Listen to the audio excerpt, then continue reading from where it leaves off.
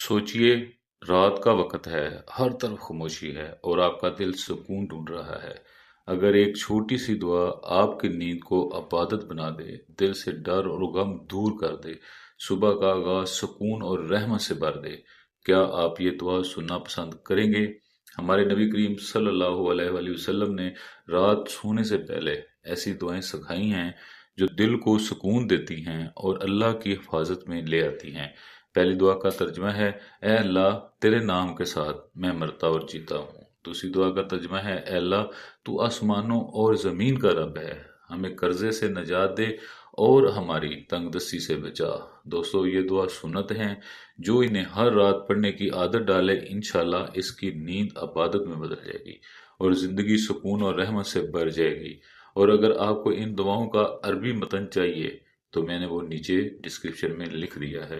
अगर ये मेरी काविश आपको पसंद आई हो तो मेरे चैनल को ज़रूर सब्सक्राइब करें, वीडियो को लाइक करें और कमेंट्स में अपनी राय ज़रूर लिखें।